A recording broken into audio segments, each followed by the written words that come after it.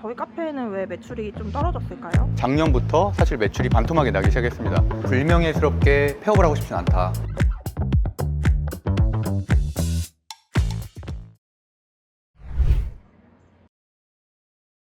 건대에서 얼마나 걸리나요? 저기 보이는 한림타워 오피스텔이 건대 입구역 1번 출구인데 지금 한 2분 정도 걸어오면 여기에 도착합니다.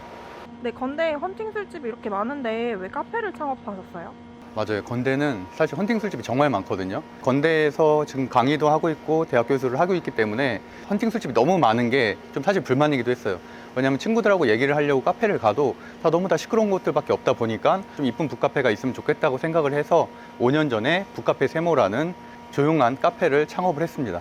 네, 여기 이렇게 프랜차이즈 카페가 많은데 왜 개인 카페를 열 생각을 하셨어요? 건대 입구역에는 사실 카페가 100군데가 넘거든요. 그 중에서 한 3분의 1 정도는 프랜차이즈 카페인데 그 당시에는 제가 교육 스타트업을 운영하고 있었기 때문에 독서 모임 앱을 제작하고 있었거든요. 그래서 그 독서 모임 앱과 좀 IoT 서비스로 연계된 카페를 좀 만들려고 계획을 하다 보니까 그런 차원에서 좀 개인 카페 창업을 했고, 사실 카페 매출로만 본다면 지금 와서 생각하면 프랜차이즈가 좀 더 나은 선택이 아니었나라는 생각도 하고 있습니다. 저희 콘텐츠가 망한 카페 살리기인데 저희 카페는 왜 매출이 좀 떨어졌을까요? 그러게요. 제가 1년차 했었을 때는 그때는 오히려 코로나 딱 시작 단계였거든요. 영업 가능한 곳이 브런치 카페밖에 없었어요. 근데 저희는 일반 음식점이기 때문에 브런치 카페였어가지고 오히려 사람들이 더 많이 왔었거든요. 그래서 뭐 월 매출 그래도 한 2,000대 중반까지는 좀 나왔었는데 그때는 괜찮았었죠. 영업하기도 좋았었고 베이커리 카페로서 자리를 좀 잡고 있었는데, 문제는 이제 코로나가 오히려 끝나가니까 작년부터 사실 매출이 반토막이 나기 시작했습니다.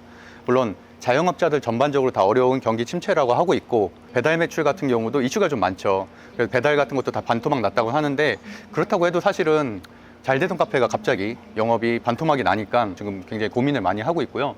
그러면 이 위치가 좀 문제가 아니냐라고 생각할 수도 있을 것 같은데, 이 건물은 총 3층짜리 건물이고요. 지하가 15평, 그리고 1층인 한사발 포차가 25평, 2층인 무드림 베이커리 카페가 25평, 3층이 15평. 그래서 저희는 총 25평, 15평, 총 40평을 쓰고 있거든요. 15평 겨우 쓰는 이 지하도 술집이긴 하지만 어쨌든 매출이 2,500 정도 나오고 있고, 그다음에 한사발 포차 같은 경우는 오픈업에서 검색을 해봤을 땐 약 한 6,500 정도 매출 찍고 있는데 저희는 현재 한 1,500 정도의 정체가 돼 있습니다. 적자가 나고 있는 상황이기 때문에 이제 이런 것들을 타개하기 위해서 여러 전문가들의 조언도 받고 저 나름대로는 마케팅도 하고 여러 가지 방법을 좀 하려고 이런 콘텐츠를 준비하게 됐습니다. 세스콘 멤버스 무드림 카페 2층이고요. 대부분의 베이커리와 음료 제조, 칵테일 제조, 안주 제조를 하고 있는 공간입니다. 베이커리도 5년 동안 항상 공장 납품받은 디저트가 아니라 다 수제 디저트를 생산을 해왔었고요. 저쪽에서는 이제 커피, 2가지 원두로 커피를 생산하고 있고, 사실 올해 가장 큰 변화는 이제 요리를 할 수 있는 요리사를 뽑아서 조리시설을 만들었다는 건데요. 보시는 것처럼 여기가 이제 방수가 되잖아요. 이거 하는데 한 1,200 정도 들어갔습니다. 방수공사 다시 다 했고, 그 다음에 여기 덕트라고 해서 이 환풍기 이런 것들, 그 다음에 조리도 6구짜리 가스 간택기 넣고 뭐 튀김기 넣고 이런 식으로 해서, 그 다음에 식기 세척기까지 전체적으로 이제는 요리까지 할 수 있는 공간으로 좀 리뉴얼 하고 있는 중입니다. 그래서 이런 공간 같은 경우도 뭐 단체석으로 이렇게 서빙을 해서 약간 다이닝처럼 할 수 있는 공간까지 그렇게 만들었고요. 수업 분석에 따른 강점 첫 번째는 건대 입구역에서 3분 거리인데 이렇게 40평대 카페는 건대 100개가 넘는 카페들 중에서 5군데밖에 되지 않습니다. 그러한 강점이 있고요. 특히나 3층 같은 경우는 테라스가 있는 층고가 굉장히 높은 독특한 공간이어서 그쪽은 또 분위기도 저녁에 굉장히 좋은 편이고요. 그 다음에 두 번째는 수제 베이커리를 저희가 5년 동안 생산을 했다는 점이고요. 현재도 유능한 파티셰님과 함께 수제 베이커리를 매일매일 생산을 하고 있습니다. 특히나 뭐 바나나 푸딩이나 갸또 쇼콜라 같은 경우는 매달 1,000개 정도 나가는 배달로도 굉장히 잘 되고 있는 부분이고요. 세 번째는 이제 주방이 있잖아요. 저희가 오픈 주방이 있어서 여기서 보시는 것처럼 이렇게 주류 판매를 하고 있다는 게, 사실은 홍대나 상수, 합정, 성수 이런 데는 이런 공간이 되게 많거든요. 낮에는 커피 팔고 저녁에 자연스럽게 칵테일이나 이런 거 파는 공간이 많은데, 사실 건대는 그런 부분이 없어서 되게 아쉬웠거든요. 왜냐면 친구들 중에서는 칵테일 먹고 싶은데 술을 못 마시는 친구들도 있잖아요. 약간 틈새 시장으로 봐서 이렇게 주류도 같이, 그래서 저희는 한 8종류의 칵테일, 하이볼도 함께 판매하고 있습니다. 그리고 뭐 딱새우회라든지 파스타라든지 이런 식사 가능한 안주류들도 판매하고 있어서 어떻게 보면 그런 것들을 잘 브랜딩을 하면 충분히 강점이 될 수 있을 것이라고 보고 있습니다. 사업 분석상 약점 및 위기에 대해서 좀 말씀을 드리면은, 사실 약점은 저희가 2층이지만 약간 2.5층 같은 느낌이 있거든요. 그래서 사실은 1층 카페하고 2층 카페하고의 저항감도 많이 다르잖아요. 소비자들이 사실 카페를 2층까지 올라온다는 건 쉬운 일이 아닌데 그 부분도 약점인데다가, 근데 저희 같은 경우는 계단이 한 단계 더 있어서 한 2.5층 정도의 효과, 그래서 그만큼 사람들을 마케팅으로 좀 끌어들이려는 입지상에 좀 아쉬운 점이 있다. 그 다음에 이거는 사실 저는 개인적으로 장점으로 생각했는데, 많은 전문가들이 이런 부분이 좀 약점이다라고 얘기했었던 거는, 저희가 작년까지는 카페만 했었는데 올해는 카페 겸 칵테일 바를 같이 하고 있잖아요.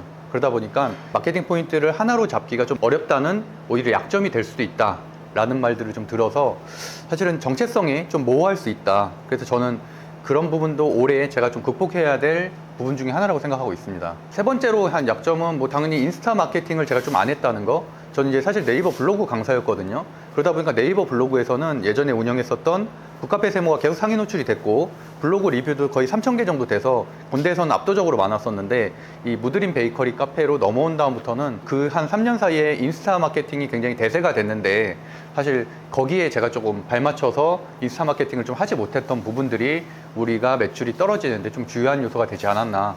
그 사이에 위기 요소를 말씀드리면, 신규 경쟁자들이 인테리어라든지 이런 것들이 최근에 생긴 신상 카페들은 엄청나거든요. 인테리어가 성수동에 뭐 배 타고 들어가는 카페, 하루 종일 비가 내리는 카페 같이 그런 데들은 정말 공격적인 인테리어, 공격적인 마케팅을 하면서 사진 올리기 좋은 카페들로 사실 상위권을 다 차지하고 있거든요. 그러다 보니까 어떻게 보면 저희는 건대상권이라는 A급 상권에 있긴 하지만 그만큼 강한 인테리어 또는 강한 메뉴는 없기 때문에 위기적인 요소라고 할 수 있을 것 같고요. 또 마지막으로 지금 보이는 갸또 쇼콜라 같은 경우는 초콜릿 가격이 러시아 우크라이나 전쟁으로 인해서 2배 가까이 올랐거든요. 근데 겨우 저희는 1,500원밖에 올리지 못했어요. 그러니까 원재료 가격이 2배 가까이 올랐는데 겨우 가격 인상은 한 20%밖에 못했다. 물론 스테디셀러긴 해서 저희가 유지는 하고 있지만 사실은 수익 구조를 굉장히 약화시키는 그런 한 요소라고 볼 수 있을 것 같습니다.